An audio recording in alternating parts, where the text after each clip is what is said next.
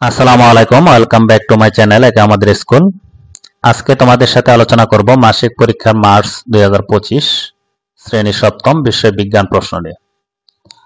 ধারাবাহিকভাবে তোমাদের সাথে প্রথম প্রান্তিক মূল্যায়ন পরীক্ষার যে প্রস্তুতিগুলো আছে, মাসিক পরীক্ষার যে প্রশ্নগুলো আছে জানুয়ারি, ফেব্রুয়ারি, মার্চ, এপ্রিল, সকল প্রশ্নই তোমাদের সাথে ধারাবাহিকভাবে শেয়ার করব, যাতে তোমাদের প্রথম প্রান্তিক মূল্যায়নের যে পরীক্ষাটি হবে সেখানে যাতে 100 নাম্বারের ভিতরে 100 নাম্বারই প্রশ্ন কমন থাকে।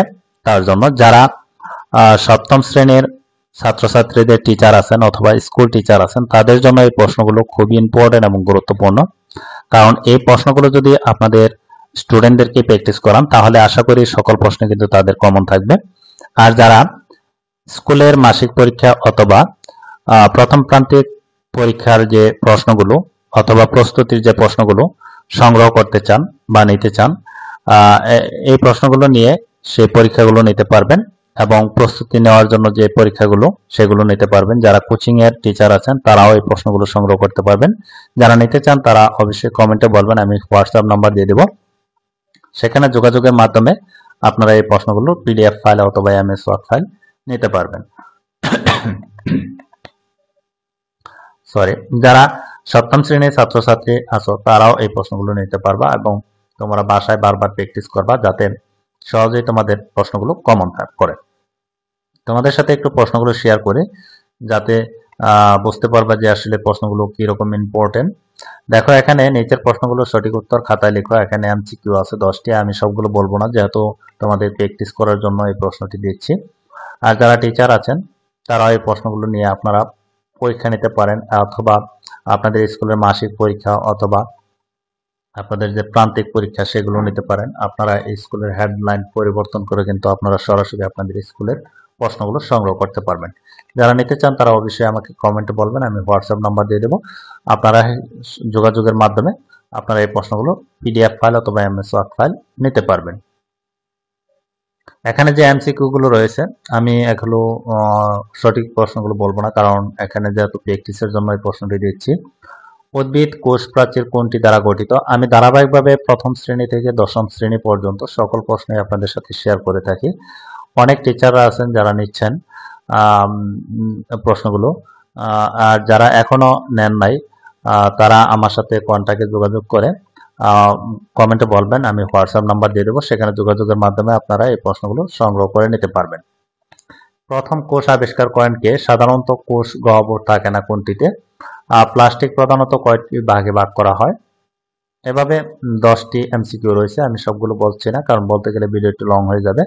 এরপর নিচের যে কোনো 15টি প্রশ্নের উত্তর দাও। এখানে যোজক কলা কাকে বলে? প্রোটোপ্লাজম কাকে বলে? কোষ ঝিল্লি বলতে কি বোঝো? সাইটোপ্লাজমিক অঙ্গাণুগুলোর নাম লিখো। প্লাস্টিড কাকে বলে?